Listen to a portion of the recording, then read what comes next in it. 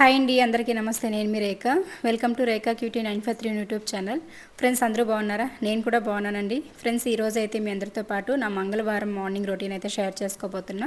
So మంగళవారం రోజు అయితే మీకు తెలుసు కదా, శుక్రవారం మంగళవారం నేను చాలా స్పెషల్గా పూజలు అవి చేసుకుంటూ ఉంటాను ఇంట్లో. మంగళవారం నేను అమ్మవారికి పూజ చేస్తాను, ఓంశక్తి అమ్మవారికి ఎక్కువగా నేను మాల వేస్తూ ఉంటాను కాబట్టి.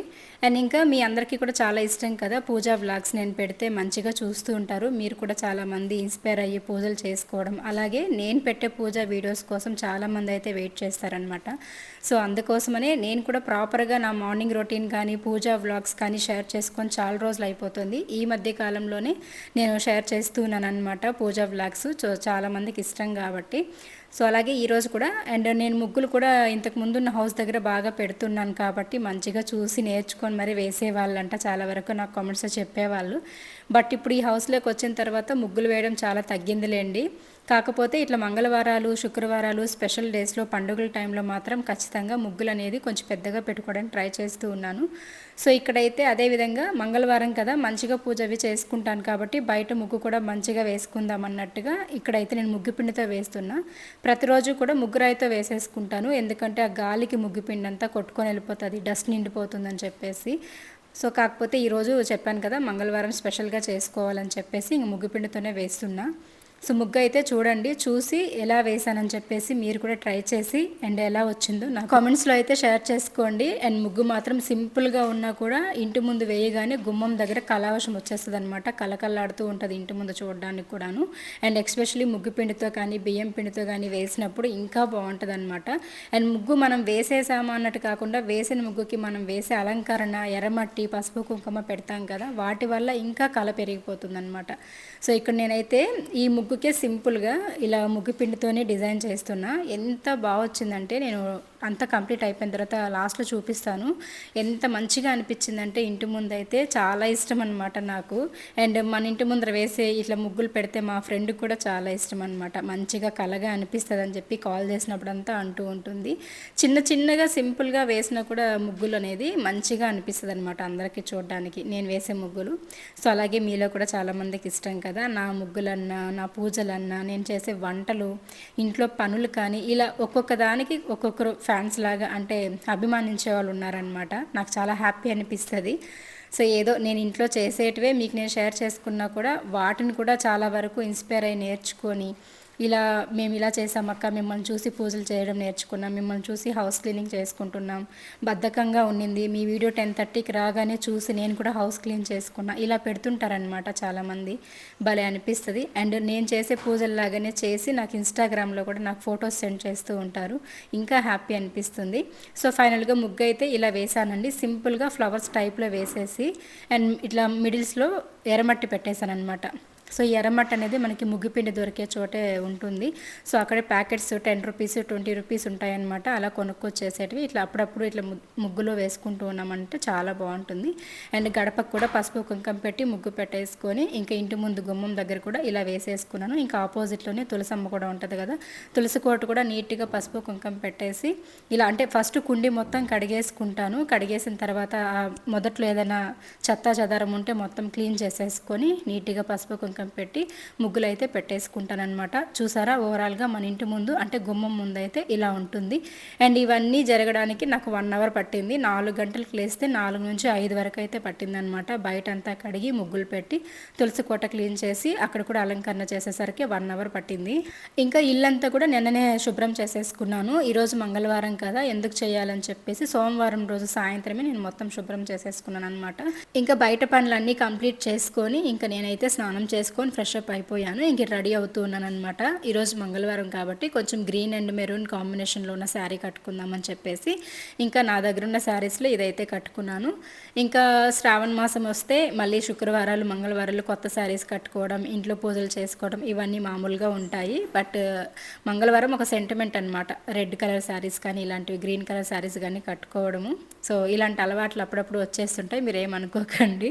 సో కుంకుమ అయిపోయిందని చెప్పేసి అలా టవల తుడిచేస్తూ ఉన్నాను అనమాట. ఫైనలీ నేను ఇలా రెడీ అయిపోయాను అనమాట. అండ్ ఇంక ఇప్పుడైతే వెళ్ళేసి ఇంకా అంబిల్ అయితే ప్రిపేర్ చేసేసుకుందాము. నేను నైటే అంబిలంతా కాంచి పెట్టేశానండి. నేను ముందునే అనుకున్నాను కాబట్టి మంగళవారం అంబిల్ కాంచి పెట్టుకుందాం అమ్మవారికి అని చెప్పేసి నేను ముందు రోజే ప్లాన్ చేసుకున్నా కాబట్టి నేను నైటే ఇంకా అంబిల్ అనేది కాంచి పెట్టేసుకున్నాను. నైట్ నాకు ఇంట్లో పనులన్నీ అంటే హౌస్ క్లీనింగ్ పనులన్నీ చేసుకొని బట్టలు కూడా ఉన్నాయి, అవన్నీ ఉతికి ఆరేసి ఆ తర్వాత నేను అంబిలి కాంచి పెట్టేసి పడుకునేసరికి నాకు 10:30 అయిపోయింది. 10:30, 11 అయిపోయింది టైం అయితే. సో ఎప్పుడైనా మనము గుడికి కానీ ఇంట్లో ప్రసాదంగా కానీ పెట్టడానికి అంబలి ప్రిపేర్ చేసుకున్నప్పుడు అది వేడి వేడిగా పెట్టకూడదు అనమాట. ముందు రోజు నైటే ప్రిపేర్ చేసి పెట్టేసుకొని అందులో మరుసటి రోజు మార్నింగ్ అయితే ఆ అంబలి కాంచుంటాం కదా, అందులోకి పెరుగు ఇంకా ఆనియన్స్ ఇవన్నీ కూడా వేసుకొని సాల్ట్ అవి వేసుకొని కలుపుకొని ఎంత వాటర్ కావాలో అంత అయితే యాడ్ చేసేసుకోవడమే అనమాట. సో నేనైతే కొంచెం ఎక్కువగానే చేస్తున్నా, ఎందుకంటే మా ఇంట్లో చాలా ఇష్టంగా తాగుతారనమాట అంబలు ప్రిపేర్ చేస్తే. ఈ అంబలు అనేది కొంతమంది వట్టి రాగి పిండితో కాంచుతారు, కొంతమంది ఒక చిన్న టీ గ్లాస్ అంత బియ్యం వేసి మళ్ళీ రాగి పిండి వేసి కాంచుతారనమాట, రైస్ మాదిరి ఉడికించేసి. నేను కూడా అలాగే ఒక టీ గ్లాస్ అంత బియ్యం అయితే వేసుకొని అవి బాగా నున్నగా ఉడకపెట్టేసుకొని అందులోకి మళ్ళీ రాగి పిండి కలిపేసుకొని అది పోసేసుకొని అంబలు అనేది కాంచుకుంటాను అనమాట. అలా చేయడం వల్ల మనకి చాలా టేస్టీగా చాలా బాగుంటుంది. సో ఇంకా అంబలు కూడా రెడీ చేసేసాను. ఫస్ట్ అయితే ఇంకా దీపాలు వెలిగించేసుకొని ఆ తర్వాత అయితే ఇంకా అంబలు తీసుకొచ్చి పెట్టి పూజ అనేది చేసుకుంటాను అనమాట. సో ఓం శక్తి అమ్మవారికి ఎస్పెషలీ నేను పూజలు చేసుకుంటాను, లక్ష్మీ అమ్మవారికి చేసుకుంటాను. ఓం శక్తి అమ్మవారికి కానీ అంకాలమ్మకి కానీ ఇంకా మారెమ్మ గంగమ్మ ఇలాంటి అమ్మవార్లకి అంతా కూడాను అంబలు అనేది చాలా ముఖ్యం కదా. సో కాబట్టి నేను ఇలా పెట్టుకోవాలనిపించింది, ఎందుకో తెలీదు. నిన్న మధ్యాహ్నం సడన్గా అనిపించింది అనమాట, బట్టలు ఉతుకుతూ ఉన్నాను మిద్దు పైన, అప్పుడు అనిపించింది ఈరోజు ఎందుకో మా ఫ్రెండ్తో మాట్లాడుతూ ఉన్నాను అనమాట. నేను తను ఏంటంటే ఎవ్రీ ట్యూస్డే కానీ ఫ్రైడే కానీ ఇంట్లో అంబలి ప్రిపేర్ చేసి అంకాలమ్మకి పెడుతూ ఉంటుంది అనమాట. సో వాళ్ళు అంకాలమ్మ టెంపుల్లో పూజ చేస్తారు కదా, అలా పెడుతూ ఉంటుంది.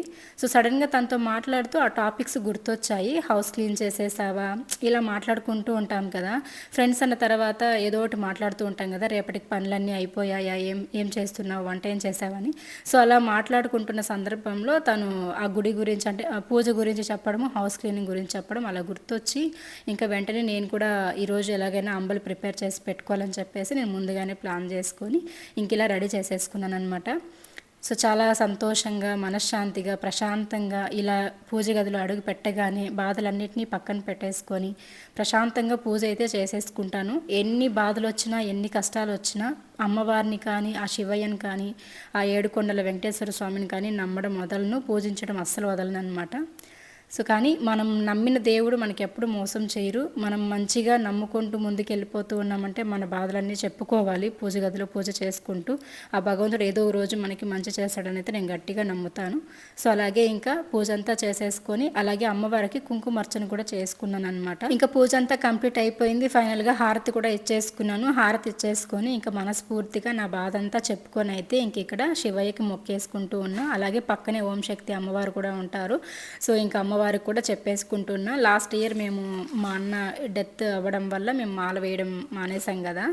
సో ఇంకా ఈసారి ఏ ఆటంకం లేకుండా నీ దగ్గరికి వచ్చేలాగా చూడు తల్లి అని చెప్పి ఇంకా మొక్కుకునేసాను. డిసెంబర్లోనే కదా, అందుకోసం అని చెప్పేసి. సో అది ఇంకా ప్రతి తెలుగింటి ప్రతి ఆడవాళ్ళు కూడా చేసేదే. మనకి ముత్తైదువులు మెయిన్గా ఏంటంటే పసుపు కుంకుమ పెట్టుకోవడం కానీ, కాళ్ళకి పసుపు రాసుకోవడం కానీ, నుదుటిన కుంకుమ బొట్టు పెట్టుకోవడం కానీ, ఇవి చాలా ప్రత్యేకంగా కొంచెం ఇంపార్టెన్స్ ఎక్కువ ఇస్తాం కదా. నేనైతే ఈ సాంప్రదాయాలని అస్సలు మిస్ చేసుకోను. అంటే ఉండాలి జనరేషన్ తగ్గట్టు, కానీ అలా అని చెప్పి మన సాంప్రదాయాల్ని పక్కన పెట్టేసేంత అయితే కాదనమాట. నన్ను మీరు చూసినట్లయితే నేను ఇలానే ఉంటాను. సో అదనమాట. ఇంకా చూసారు కదండి మా పూజ గదిలో ప్రతి దేవుడికి అసలు ఇలా పువ్వులు అలంకరించుకొని మంచిగా పూజ చేసుకున్నాను, నిండుగా పెట్టుకున్నాను. ఎంత కలగా అనిపిస్తుందో చూసారా. సో శివయ్య, ఓం శక్తి అమ్మవారు, ఇంకా పక్కనే లక్ష్మీదేవి అమ్మవారు, ఇలాగైతే ఇంకా వేపాకు కూడా దొరికింది. మా వారైతే వెళ్ళి తీసుకొచ్చారనమాట అడగగానే. ఇంకా వేపాకు కూడా పెట్టేసుకొని ఇలా పూజ అనేది కంప్లీట్ చేసేసుకున్నాను. మల్లెపూలు తక్కువగా తీసుకొచ్చారనమాట.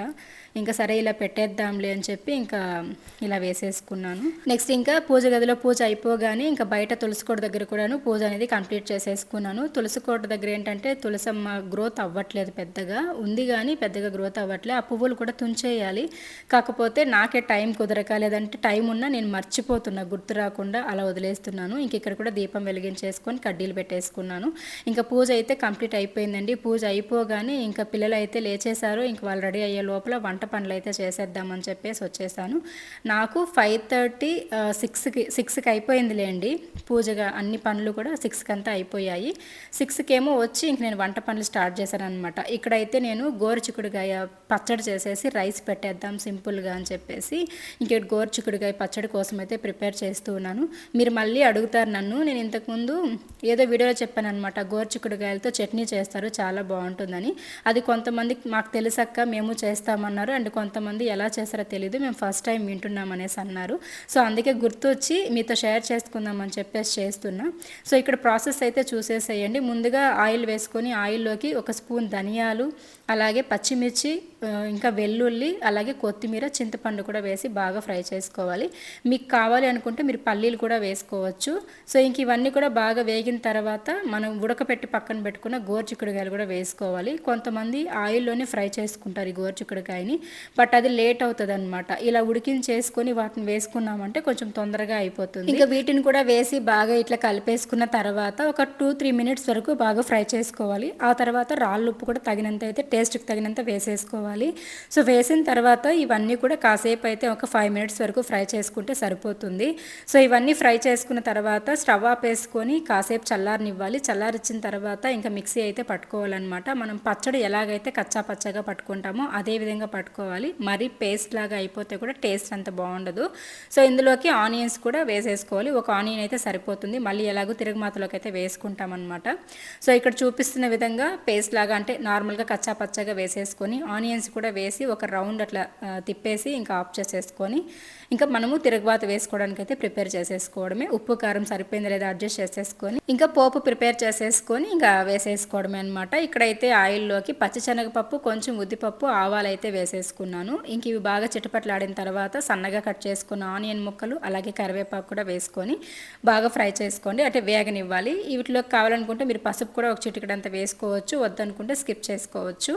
సో పచ్చడి కాబట్టి నేనైతే వేయాలనుకోవట్లేదు, అందుకోసమే స్కిప్ చేసేసాను. అండ్ పచ్చిశనగపప్పు అనేది కొంచెం ఎక్కువ వేసుకోవడం వల్ల తినేటప్పుడు పంట కింద తగులుతుంటే చాలా టేస్టీగా ఉంటుందన్నమాట. సో చిన్న చిన్న టిప్స్ మనకి చాలా అంటే టేస్టీనెస్ని ఇస్తాయన్నమాట అది. అండ్ ఇంకా ఇలాగైతే తిరుగుబాతు వేసేసుకున్నాం కదా, ఆ పచ్చళ్ళలోకి అయితే వేసేసి కలిపేసుకున్నామంటే మనకి గోరుచిక్కుడుకాయ పచ్చడి అయితే రెడీ అయిపోతుంది.